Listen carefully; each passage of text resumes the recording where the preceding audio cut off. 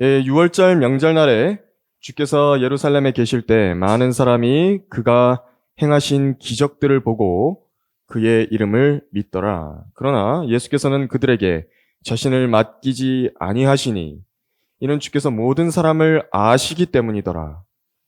또 사람 속에 무엇이 들어있는지를 아심으로 누가 사람에 관하여 증거하는 것도 필요로 하지 아니하시더라 말씀하셨습니다.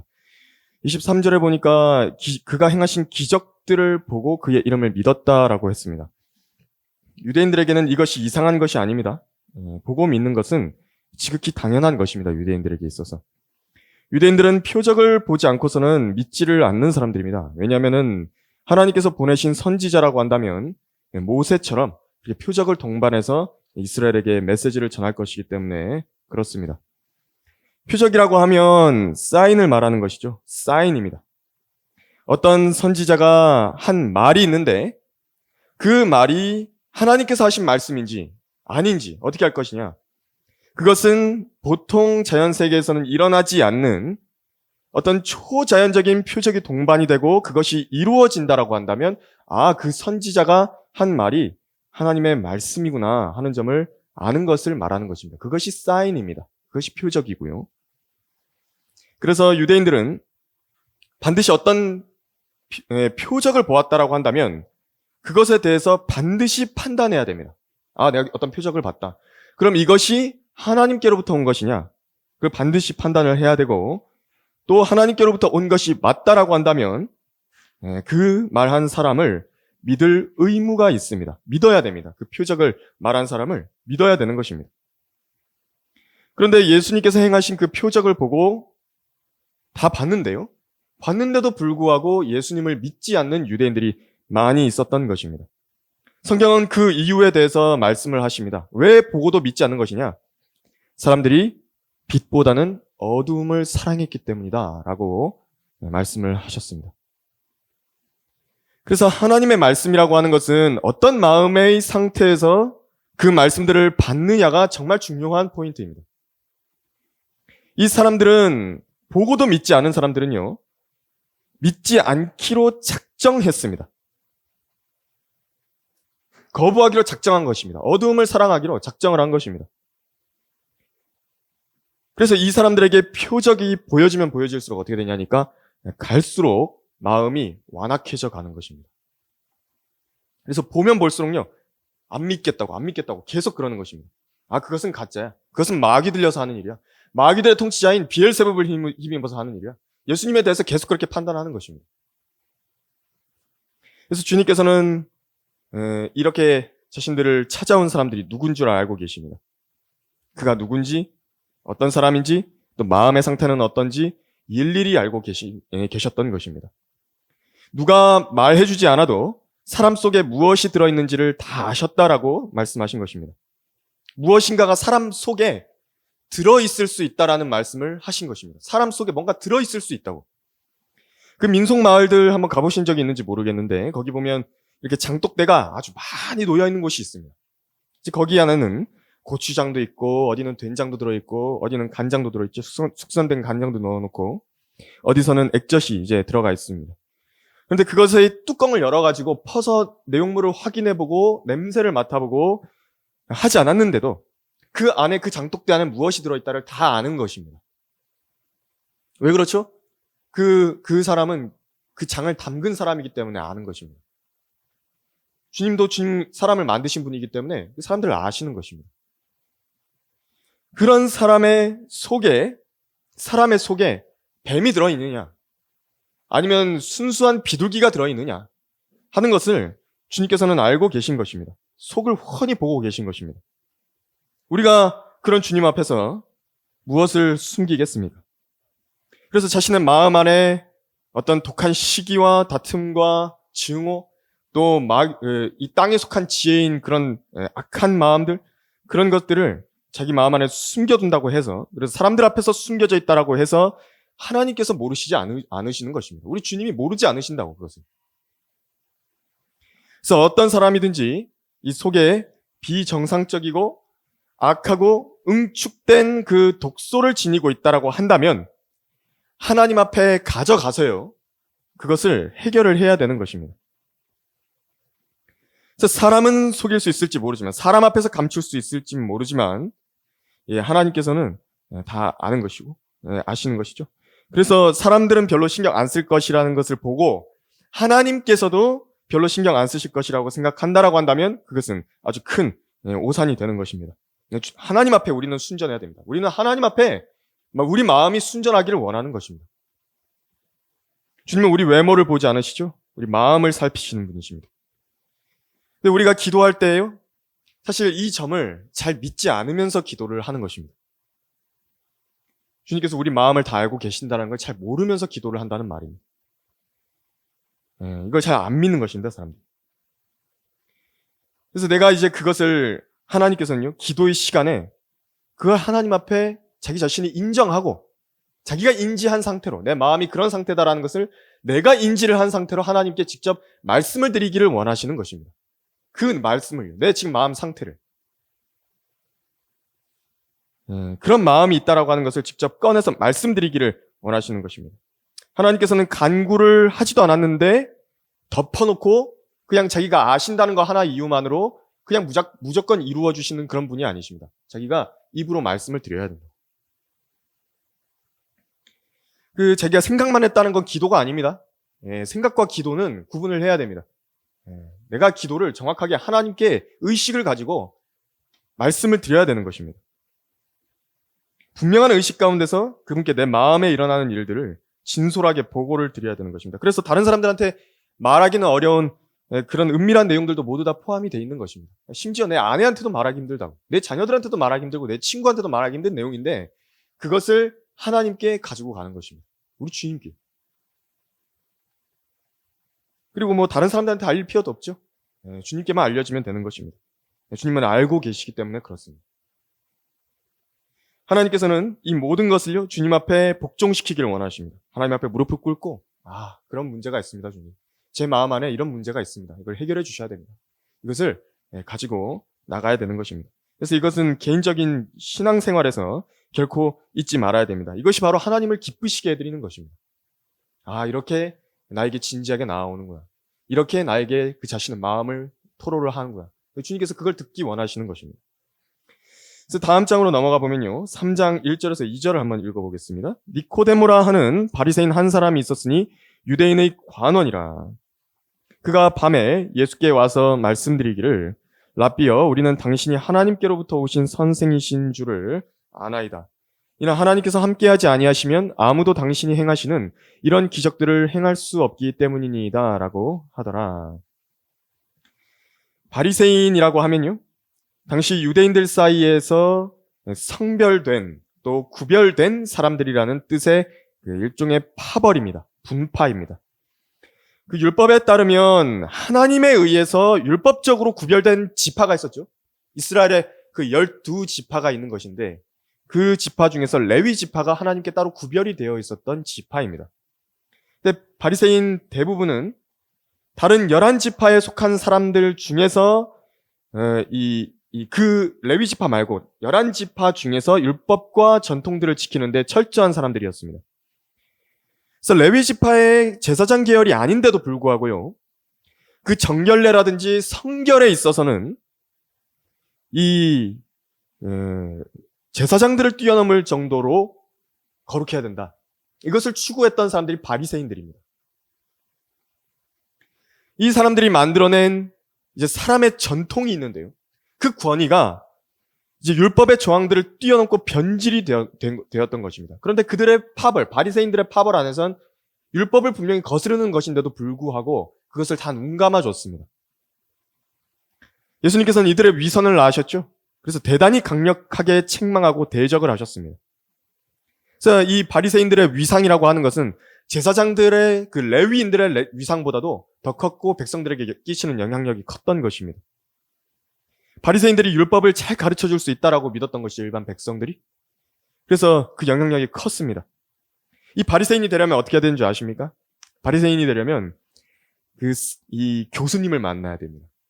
랍비라고 부르고 스승이라고 부르고 선생이라고 하는 바리새파 서기관 아래에서 그렇게 엄격한 생활을 하면서 검증을 받아야 됩니다. 심지어 그 랍비라는 것은 어떤 의미로까지 통칭이 되냐면 아버지라고까지도 부르는 것입니다. 아버지입니다. 아버지. 그래서 옷차림에서부터 생활 습관, 그리고 그들이 어울려 다니는 무리, 이것을 보고 저 사람은 바리새인이다, 이렇게 취급을 했던 것입니다. 그런 사람들 중에 하나인 니코데모가 이제 주 예수님께 찾아왔던 것입니다. 유대인의 관원이다, 이렇게 되어 있는데요. 그렇다면 바리새인이면서도 꽤 높은 위치에 있었던 사람입니다. 근데 이제 2절 보면은 니코데모가 언제 왔냐고 그러니까 그가 밤에 왔다라고 지금 써 있죠. 앞으로 이제 요한복음에서 니코데모가 간간히 등장할 때가 있습니다. 7장 50절이라든지 19장 39절이라든지 그때마다 성경은 뭐라고 말씀하시냐면 밤에 예수께 왔었던 니코데모, 이렇게 계속 이야기를 합니다. 밤에 왔었다고. 밤에 왔었다고. 그가 밤에 왔다라는 것은요, 예수님께 대해서 관심을 갖고 있긴 한데 그것을 드러내기가 아주 어려운 상황이었던 것입니다. 그래서 밤에 왔던 것이죠. 그리고 또 30대 초반이었던 주님, 주님께서 30대 초반이셨다고. 그리고 훨씬 나이가 많았던 사람일 것입니다. 50대 중후반 정도였을 것이라고 이제 예상을 하는데, 그런 사람이 이제 주님을 찾아와서 랍비여라고 불렀던 것입니다. 랍비라고 하면요, 당시에 이 대단한 존칭입니다. 랍비라고 하는 것은. 그래서 바리새인들이 자기들이 배웠던 그 스승을 말하는 것이죠. 교수를 이야기하는 것이죠. 그래서 바리새인들의 무리에 들어가기 위해서 수학하고 섬겨야 했던 바로 그 사람과 동일한 그 이름으로서 그렇게 불렀던 것입니다. 그런데 지금 니코데모는 온전히 예수님을 마음으로 믿는 믿음에서는, 예수님을 그 마음으로 믿는 그 믿음에서는요, 한 발짝 지금 뒤로 떨어져 있는 상태입니다.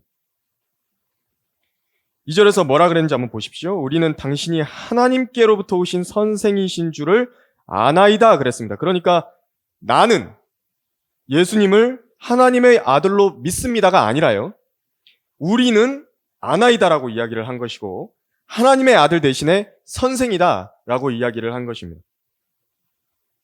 그래서 진리의 문제는요, 나를 우리 안에 묶어가지고 해결되는 것이 아닙니다. 내 문제입니다. 우리의 문제가 아니라고, 나의 문제라고, 진리의 문제라고 하는 것은, 마음의 문제라고 하는 것은 우리의 문제가 아니라 나의 문제인 것입니다.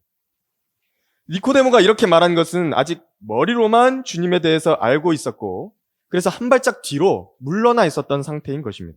온전히 마음으로 믿었던 것이 아닌 것이죠. 그런데 이제 나중에 니코데모가 주님을 마음으로 믿게 됩니다. 그 다음에 이제 또 위대한 본문인 3장 3절에서, 요한복음 3장 3절에서 8절을 한번 보시겠습니다. 예수께서 대답하여 그에게 말씀하시기를 진실로 진실로 내가 너에게 말하노니 사람이 거듭나지 아니하면 하나님의 나라를 볼 수 없느니라고 하시더라. 니코데모가 주께 말씀드리기를 사람이 늙으면 어떻게 태어날 수 있나이까? 사람이 자기 어머니의 태에 두 번째 들어갔다가 태어날 수 있나이까? 라고 하니 예수께서 말씀하시기를 진실로 진실로 내가 너에게 말하노니 사람이 물과 성령으로 태어나지 아니하면 하나님의 나라에 들어갈 수 없느니라. 육신으로 난 것은 육이요 또 성령으로 난 것은 영이니라. 내가 너에게 너희는 거듭나야 한다고 말한 것을 이상히 여기지 말라. 바람이 임으로 불어서 네가 그 소리를 들어도 어디서 와서 어디로 가는지 알지 못하듯이 성령으로 난 사람은 모두 그와 같으니라 말씀하셨습니다. 이제 이 니코데모가 이렇게 주님께 인사를 했는데, 예수님께서는 이렇게 밤에 찾아온 높은 지위의 사람에 대해서 별로 응대를 살갑게 하지 않으셨죠. 심지어 이 장면은 무례해 보이기까지 합니다.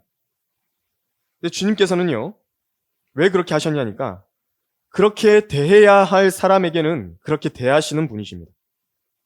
주님은 죄인들 중에서는요, 다정하게 대하셨던 사람들이 있습니다. 그 사람들 몇몇 사례 나오죠. 어린 아이들도 주님께서는 살갑게 대하셨고요. 그리고 또 사마리아 여인에게도 아주 다정하게 그렇게 이야기를 하셨고, 회당장 야이로에게도 그렇게 하셨었습니다. 그런데 니코데모에게는요, 여기 와서 앉으라든지, 어서 들어오라든지, 그 랍비여, 우리는 당신이 선생이신 줄 안다, 뭐 그런 인사에도 불구하고요, 주님께서는 그거 대꾸도 안 하십니다. 그러면서 그 이유는요, 2장 그 끝에서 우리가 보았던 주님께서 그 모든 사람을 알고 계시기 때문이었습니다. 니코데모가 지금 어떤 마음의 상태로 찾아왔다. 이 사람의 배경은 어떻고, 이 사람은 어떤 사람이다. 이걸 알고 계셨던 것입니다. 니코데모는 이런 대우를 난생 처음 받아봤을 것입니다. 주님은 니코데모가 왜 왔는지를 아셨고요. 지식인이라는 점도 이미 그가 문을 두드리기 전에 알고 계셨습니다. 이스라엘의 선생이라는 점을 알고 계셨는데 그 10절에서 그랬죠. 이스라엘의 선생이라고. 근데 그만한 위치에 있는 사람에게는요. 주님께서 응당 그만큼 요구되는 지식과 믿음의 수준을 요구를 하십니다. 이게 주님이십니다. 주님께서는 오랜 시간 이렇게 배우고 주님과 이렇게 교제를 했고 한 사람들에게는 그만한 믿음의 수준을 요구하시는 것입니다. 그런 분이십니다. 그런데 이 니코데모의 상태가 어떠냐니까 지금 기본적인 거듭남에 대한 것도 모른다라고 이제 책망을 하시는 것입니다. 그것에 대해서 문외라고 이야기를 하는 것입니다. 그래서 니코데모가 받은 그 학위라고 하는 것이 이 정도도 모르는 것인 줄 알고 계셨던 주님께서는 이제 단도직입적으로 이야기를 하십니다. 니코데모가 가장 궁금해하고 알기 원했던 주제, 가장 먼저 바로 알려주셔야 되는 그 내용을 꺼내셔서 니코데모의 마음을 찌르신 것입니다. 니코데모는요, 하나님의 나라에 관해서 묻고 싶었던 것입니다. 바리새인들이 하나님의 나라에 대해서 관심이 많았었습니다. 그래서 진실로 진실로 내가 너에게 말하노니 사람이 거듭나지 아니하면 하나님의 나라를 볼 수 없느니라 그렇게 하셨죠. 볼 수 없다고? 근데 여기서요, 하나님의 나라에 대한, 그리고 또 5절에서는 사람이 물과 성령으로 태어나지 아니하면 하나님의 나라에 들어갈 수 없느니라고 되어 있습니다. 그래서 여기서 하나님의 나라에 대한 정확한 정의를 성경을 비교해서 알지 못하면 엄청난 혼란에 빠지게 됩니다. 그 손가락을 잠깐 여기 끼워 두시고요. 누가복음 17장 20절을 한번 열어보시겠습니다. 누가복음 17장. 누가복음 17장 20절을 한번 보시면요. 20절에서 21절을 한번 보시겠습니다. 누가복음 17장.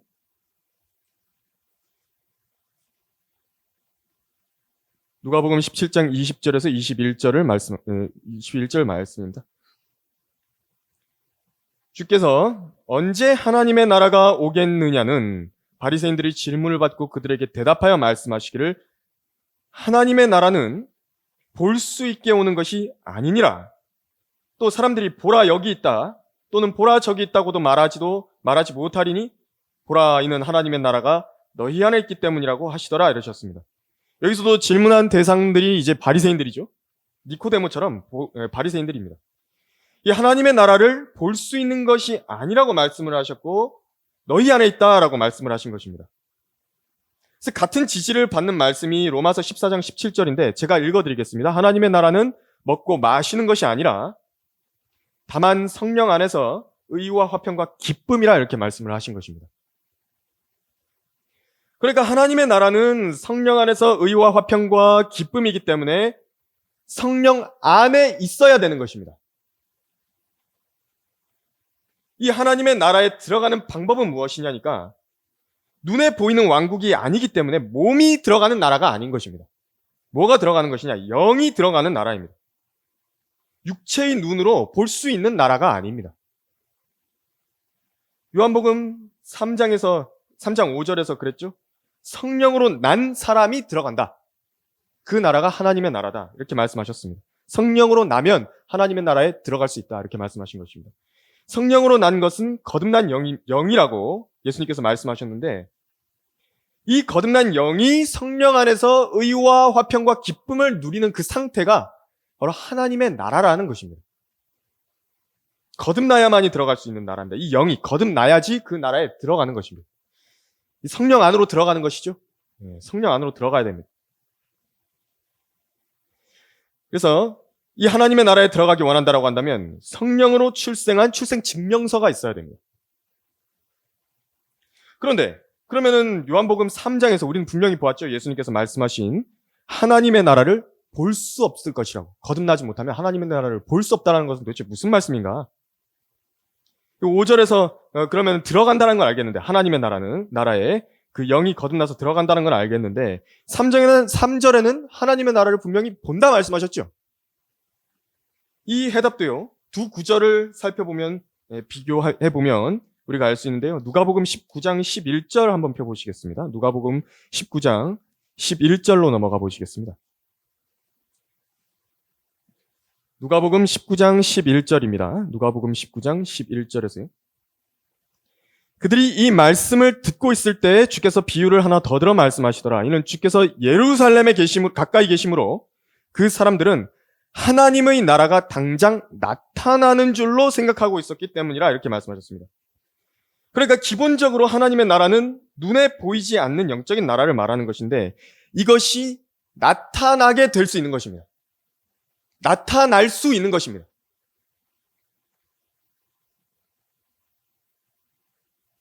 우리가 이 천사들이라든지 영들이 눈에 보이게 나타나는 때가 있습니다. 육신을 입고 나타나죠. 그 구약에서 천사들이 영인데도 불구하고 사람에게 눈에 보이게 나타난다고.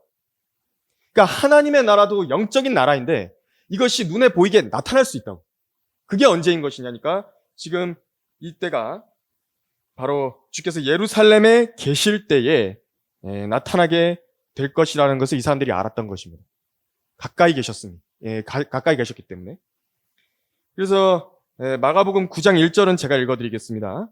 또 주께서 그들에게 말씀하시기를 진실로 내가 너희에게 말하노니 여기 서 있는 자들 가운데 몇 사람은 하나님의 나라가 권능으로 임하는 것을 볼 때까지 죽음을 맛보지 아니하리라 그렇게 말씀을 하셨습니다. 거기에서 이제 마가복음 9장 1절에서 보면은 이제 그 말씀은 언제 하신 것이냐니까 이제 변형산에서 있을 일들을 미리 말씀을 하신 것입니다. 변형산에 있을 일들을 말씀을 하신 것이라고. 그래서 그 제자들 가운데 세 사람인 베드로, 야고보, 요한 이 세 사람이 하나님의 나라가 권능으로 임하는 것을 볼 사람들이라 그걸 알려주시고 계신 장인 것인데요. 이 세 사람이 미리 본 것입니다. 하나님의 나라가 권능으로 임하는 것을. 그게 무엇이냐? 예수 그리스도께서 변형산에서 이 땅 위에 나타나실 때의 그 영광을 미리 보여주는 것입니다. 그 변형산이라고 하는 것 자체가. 그러니까 그분의 모습이 요한계시록 19장에서 하나님의 말씀이라 불리시는 그 영광의 모습, 그 재림의 모습으로 나타나시는 것입니다. 예수 그리스도께서. 그럼 그때가 바로 하나님의 나라가 권능으로 임하는 때인 것입니다. 주님의 영광 중에 바로 그 하나님의 나라가 이제 다시 나타나게 되는 것이죠. 이것이요, 이제 이 땅에 바로 그 일이 있게 될 것입니다. 그래서 우리가요, 성경을 읽을 때 하나님의 나라를 상속받는다라든지 또 하나님의 나라에서 먹고 마신다든지 아니면 하나님의 나라에 앉을 것이라든지 하는 표현들을 여러분 성경 읽으시다가 종종 만나게 되실 것입니다.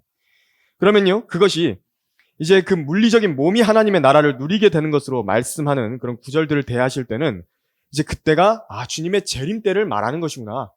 주님의 재림 때에 그 천년왕국을 겨냥하신 것이구나.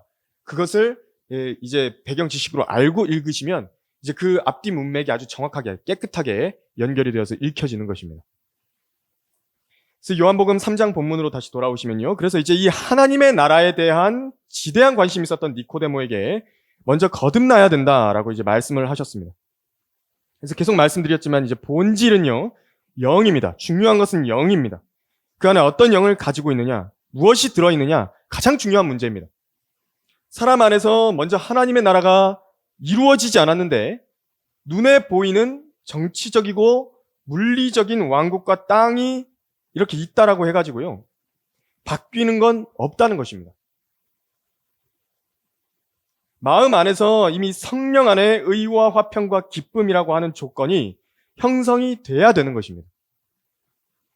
주님께서 마태복음에서 산상 설교를 하시면서 오히려 너희는 먼저 하나님의 나라와 그분의 의를 구하라 이렇게 말씀하신 이유는요, 이 물리적인 유대 왕국인 천국이 땅에 구현되기 전에 하나님의 나라에 너희의 영이 먼저 들어가야 된다, 지금 그 말씀을 하시는 것입니다. 성령 안에서 의와 화평이 없다라고 한다면 그 어디인들, 신정통치 국가인 천국인들 사람에게 유익하지 않다는 것입니다. 주님의 관점은 그래서 그 영에 있습니다. 여러분 안에는 의와 화평과 기쁨이 있으십니다. 성령으로 충만하면 이 의와 화평과 기쁨이 넘쳐나는 것입니다. 그걸 누릴 수 있는 것입니다. 그리고 그런 사람들이 많이 모여있지 않습니까? 의와 화평과 기쁨이 넘쳐나는 그런 사람들이 모여있는 그 장소는 하나님의 나라를 맛볼 수가 있는 것입니다. 실제 그렇습니다. 교제하는 게 좋다고. 즐겁다고 하죠. 그래서 침례인 요한에 관해서도 분명히 성경은 뭐라고 말씀하셨냐니까 엘리야의 영과 능력을 가지고 자기 임무를 수행할 것이라고 말씀하셨죠. 천사가 그렇게 이야기했습니다. 엘리야의 영을 가지고 있을 것이라고. 근데 침례인 요한은 자기에 대해서 뭐라 이야기하니까 난 엘리야가 아니다. 그렇게 이야기를 했습니다. 근데 주님께서는 침례인 요한을 보고 뭐라고 말씀을 하셨냐니까 엘리야다. 그렇게 이야기를 하신 겁니다. 그러니까 그 영이 주님은 중요한 겁니다. 그 영이 침례인 요한의 영이면 그 사람은 침례인 요한이라고. 그렇게 이야기를 하시는 겁니다. 그 사람의 실체죠.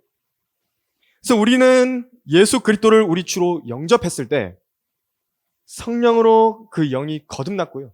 양자되는 영을 받은 것입니다. 성령께서 우리 안에 들어오셨다고. 그렇다면 하나님의 관점에서는 그 양자되는 영을 우리가 받은 것이기 때문에 우리의 물리적인 몸의 그 출생 신고라고 하는 것이 뭐 동사무소 어디에 되어 있었든지 우리 이름이 무엇이든지 우리 육신의 아버지와 어머니가 누구이든지 어떤 출생 배경을 갖고 있든지 관계없이요. 그분은 우리의 거듭난 영을 보시고 그것으로 우리의 실체와 본질을 보시는 것입니다. 우리가 성령을 갖고 있기 때문에 하나님의 아들들이라고 보시는 것입니다. 예수 그리스도와 같은 영을 갖고 있기 때문에 예수 그리스도와 동일한 사람으로 보시는 것입니다. 그래서 이 물리적인 몸은요, 결과적으로는 지금 현재는 우리가 육신을 타고난 몸을 갖고 있지만 무엇을 따라가느냐면 최종적으로 영을 따라가게 돼 있습니다. 이 몸이라고 하는 것은. 무슨 말이냐니까 이 몸 역시도 이제 우리가 가지고 있는 성령을 따라서 양자되는 영을 따라서 예수 그리스도의 몸과 같은 영광스러운 몸으로 변모가 된다는 것입니다. 변모돼서 올라간다는 것입니다. 왜냐하면 그분의 영을 가졌으니까. 그래서 4절에서 니코데모는 이 거듭남에 대한 문자적인 의미 자체는 제대로 알아봤죠. 2번 태어나는 것이다. 다시 태어나는 것이다. 그것은 알았는데 니코데모가 잘못 알았던 건 뭐냐니까 주님께서 말씀하신 그 2번째 출생이라고 하는 것이 몸의 2번째 출생을 말씀하신 것으로 잘못 아는 것입니다. 그러니까 구약의 바리새인들 같은 경우에는 영이라는 개념을 잘 모릅니다. 주님께서는 그것을 이제 5절에서 6절까지 바로 잡아주고 계신 것입니다. 그래서 처음 태어난 것은 물로 태어난 것을 말씀하셨던 것이고 그것을 이제 6절에서는 무엇로 받았냐니까 육신으로 난 것은 육이다라고 받으셨습니다. 2번째 태어나는 것은 성령으로 태어나야 된다라고 말씀하신 것인데 이제 그것이 2번째 태어나는 것이 무엇이냐니까 영을 말씀하셨던 것입니다. 6절에서 그랬죠. 그래서 사람의 육체가 태어나는 것은 물로 태어난다라고 말씀하고 있는 것입니다. 이것은 기독교계의 수많은 사람들이 말하듯이 물침례가 아닙니다. 물침례가 아닙니다. 저는 문맥에서요. 물침례와 관련한 건 전혀 나오지 않습니다. 여기서 주님께서 물을 말씀하신 것은요. 4절에서 어머니의 태를 말하고 있었던 니코데모의 말을 주님께서 대구법으로 받으신 것입니다. 이 요한복음 3장에서는 주님과 니코데모의 대화에서 주님께서 계속 대구법으로 받으시거든요. 그래서 니코데모가 이렇게 말했으면 주님께서도 이렇게 받으시고 이렇게 말하시면 이렇게 받으시고 주거니 받거니 하시는 것입니다. 그래서 물을 말씀하셨으니 그 어머니의 태를 이야기를 했으니까 거기에서 양수인 물을 말하고 있는 것입니다. 지금 실제 양수는요. 바닷물과 거의 비슷한 성분으로 되어 있습니다. 그래서 또 하나님께서 창세기 1장에서 처음 육체적인 생명을 내신 곳이 있는데 육체적인 생명이 처음 나온 것이 어디냐니까 바로 바다였습니다.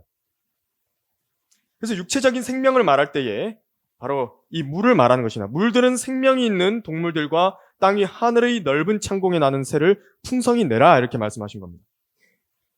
또 여러분 그 물고기 중에서 몸의 80%가 물로 되어 있는 물고기가 있습니다. 그게 아구인데요. 아구가 그렇게 80%가 물로 되어 있습니다. 사람의 몸은요. 70%가 물로 되어 있는 것입니다. 그래서 이것이 얼마나 실제적인 현실과 진리에 부합하는 말씀인지를 보여주는 것이죠. 그래서 또 여기서 알 수 있는 것은 이제 사람의 영이 거듭나야 된다라고 말씀하신 것인데 지금 영이 거듭날 필요가 있다라는 것이죠. 주님의 관점에서는. 그러니까 거듭나야 된다 이렇게 말씀한 겁니다. 첫 번째 출생이 뭔가 잘못됐다고. 영에 뭔가 문제가 있다고. 여기 계신 분들은 다 한 번씩 들어보셨겠지만 사람은 삼중적인 존재입니다. 그래서 몸과 혼과 영이 있죠. 몸은 땅의 흙으로 지음을 받은 그 육체 자체를 말하는 것입니다. 근데 이 육체에다가 이제 하나님께서 자신의 생명의 호흡을 후 하고 불어 넣으셨는데, 영은 이제 바람을 말하는 것입니다. 이 바람. 이 호흡이 나올 때는 우리가 바람이 같이 나오지 않습니까?